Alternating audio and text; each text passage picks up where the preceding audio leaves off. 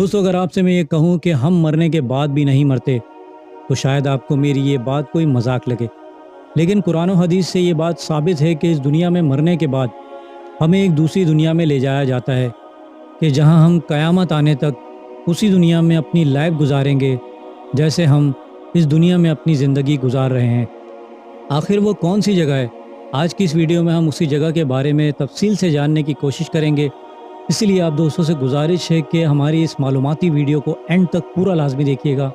اور اس ویڈیو کو اپنا پیار بھرا لائک بھی دے دیجئے اور ہمارے اس چینل ایس کے ٹی وی کو سبسکرائب بھی کر لیجئے تاکہ آپ بھی ہمارے اس علمی سفر میں ہمارے ساتھ شامل ہو جائیں۔ دوستو ہماری یہ زندگی 5 عالم میں ٹھہر کر گزرے گی اور ہم انسانوں کو 5 عالم یا 5 طرح کی زندگیاں عطا ہوئی ہیں: عالم ارواح، عالم دنیا، عالم برزخ، عالم حشر اور عالم آخرت،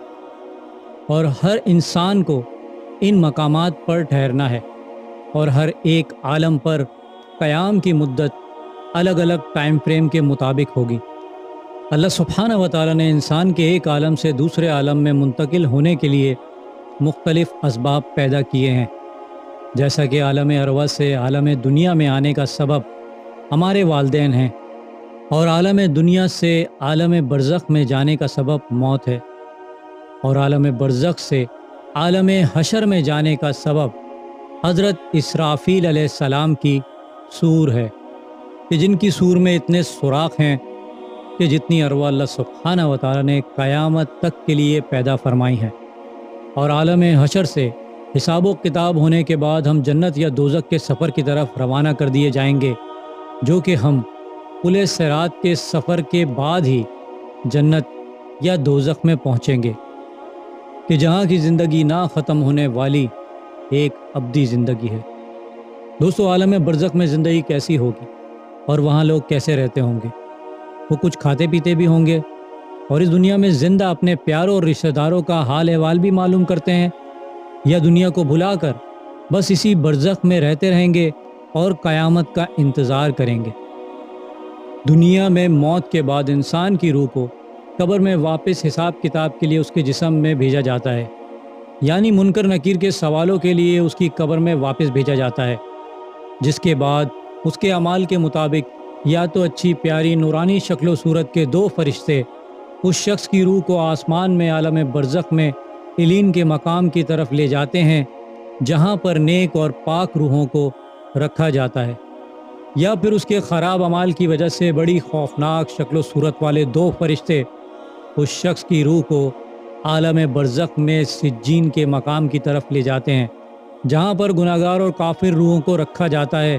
اسی لیے وہاں پہنچنے کے ساتھ ہی قیامت سے پہلے ہی ان بدکار اور کافر روحوں پر عذاب شروع ہو جاتا ہے۔ اس کے ساتھ ساتھ ان جہنمی روحوں کے لیے جہنم کی ایک کھڑکی بھی کھول دی جاتی ہے کہ جہاں اس بدکار اور کافر روح کو رہنا ہے،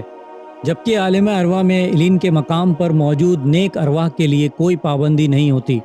وہ بالکل ایک باغ کی طرح کی جنت جیسی جگہ پر ایک دوسرے کے ساتھ رہتی ہیں اور ایک دوسرے سے ملاقات بھی کرتی ہیں۔ اگر ان کا کوئی رشتہ دار مر کر اس علین میں آتا ہے تو وہ خوش ہو کر ایک دوسرے سے ملتی ہیں، اور اگر کسی قریبی کی روح مر کر یہاں علین میں نہیں پہنچتی تو وہ سمجھ جاتے ہیں کہ وہ سجین میں چلی گئی ہے۔ یہ نیک روحیں آپس میں ایک دوسرے سے ملاقات کرتی ہیں اور آپس میں بات چیت بھی کرتی ہیں، اور دنیا میں گزارا وقت یاد کر کے ایک دوسرے کو بتاتی ہیں جو وقت انہوں نے دنیا میں گزارا تھا۔ دوستو موت کے بعد کا یہ عالم برزخ کا سفر اور اپنے رشتہ داروں کی روحوں سے ملنے کا تمام احوال سنن النسائی کی حدیث نمبر 1834 میں درج ہے۔ دوستو اکثر ہم نے لوگوں سے کہتے سنا ہے کہ ہمارا فلاں مردہ رشتہ دار ہمارے خواب میں آیا تھا اور ہمیں اپنا احوال بتا رہا تھا، اور کئی واقعات میں انسان کے مردہ رشتہ دار خواب میں آ کر خبر بھی دیتے ہیں جو کہ واقعی بعد میں سچ ثابت ہوئی ہیں، مگر شاید عام انسانوں کے لیے ایسا ممکن نہیں، کیونکہ لوگ اپنے پیاروں سے محبت اور ان کے غم کی وجہ سے ان کو یاد کر کے ان کو خوابوں میں دیکھتے ہیں، اور شیطان بھی ہمارے پیاروں کی شکل اختیار کر کے ہمارے خواب میں آ جاتا ہے، کیونکہ شیطان کو یہ اختیار حاصل ہے کہ وہ صرف نبی پاک صلی اللہ علیہ وسلم کے چہرے مبارک کے علاوہ دنیا کے ہر انسان کی شکل اختیار کر کے آپ کے خواب میں آ کر آپ کو بہکا سکتا ہے، جبکہ اگر اللہ سبحانہ و تعالیٰ اپنی مرضی سے آپ کو کوئی خبر دینا چاہے تو ایسا ماضی کے واقعات سے بھی ممکن نظر آتا ہے۔ دوستو، نیک روحیں ایلین کے اندر ایک دوسرے کے رشتہ داروں کا انتظار کرتی ہیں، بلکہ بالکل ایسے جیسے ایک مسافر اپنے گھر والوں سے دور ان سے ملنے کا انتظار کرتا ہے۔ جبکہ آپ کا کوئی رشتہ دار اس عالم برزخ میں فوت ہو کر آتا ہے تو ایلین کی ارواح جو آپ کی رشتہ دار ہوتی ہیں وہ دنیا کے اندر آپ کے حالات کے بارے میں پوچھتی ہیں اور سوال کرتی ہیں، جس سے یہ ثابت ہوتا ہے کہ آپ کے رشتہ دار کی روحیں آپ کو عالم برزخ میں بھی یاد کر رہی ہوتی ہیں۔ یہاں پر نیک لوگوں کے علاوہ انبیاء، اولیاء اللہ اور شہیدوں کی ارواح بھی ایک دوسرے سے ملاقات کرتی ہیں اور ایک دوسرے کا حال احوال پوچھتی ہیں۔ حضرت عائشہ رضی اللہ تعالی عنہا سے روایت ہے کہ نبی پاک صلی اللہ علیہ وسلم نے وصال کے وقت سورہ نساء کی آیت نمبر 69 کی تلاوت فرمائی، جس کا ترجمہ کچھ اس طرح ہے کہ جو لوگ اللہ سبحانہ و تعالیٰ اور اس کے رسول کی اطاعت کرتے ہیں وہ قیامت کے دن لوگوں کے ساتھ ہوں گے کہ جن پر اللہ نے بڑا فضل کیا، یعنی انبیاء اور صدیق اور شہداء اور نیک لوگ، اور ان لوگوں کی رفاقت بہت ہی خوب ہے۔ ہمارے پیارے نبی حضرت محمد مصطفیٰ صلی اللہ علیہ وسلم نے اس دنیا میں پردہ فرمانے سے پہلے اپنی پیاری بیٹی حضرت فاطمہ رضی اللہ تعالی عنہا کو یہ بتایا کہ میری وفات کے بعد سب سے پہلے تم مجھ سے ملاقات کرو گی۔ دوستو، عالم برزخ میں نیک روحوں کو آپ کا یا ان کا خود کیا ہوا صدقہ جاریہ، مثلا نیک اولاد، اپنے مال کو انہوں نے ایسی جگہ خرچ کیا ہو کہ جس سے پوری انسانیت کی بھلائی ہوئی ہو،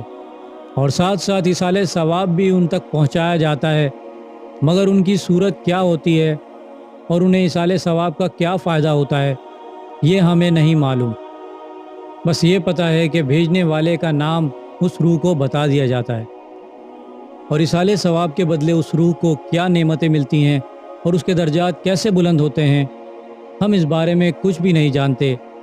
مگر یہ ضرور جانتے ہیں کہ اس دنیا کے بعد بھی ہماری زندگی ختم نہیں ہوتی، یہ اپنے اگلے سفر پر روانہ ہو جاتی ہے۔ دوستوں، امید کرتا ہوں میری ویڈیو سے آپ کی معلومات میں اضافہ ہوا ہوگا اور کچھ نیا جاننے کو ملا ہوگا۔ اگر میری ویڈیو آپ کو اچھی لگی ہے تو میری ویڈیو کو لائک کریں، میرے چینل کو سبسکرائب کر لیجئے اور بیل آئیکن پہ بھی کلک کر دیں، اور میں ملوں گا آپ کو ایک ایسی انفارمیٹیو ویڈیو کے ساتھ۔ تب تک کے لیے اللہ حافظ۔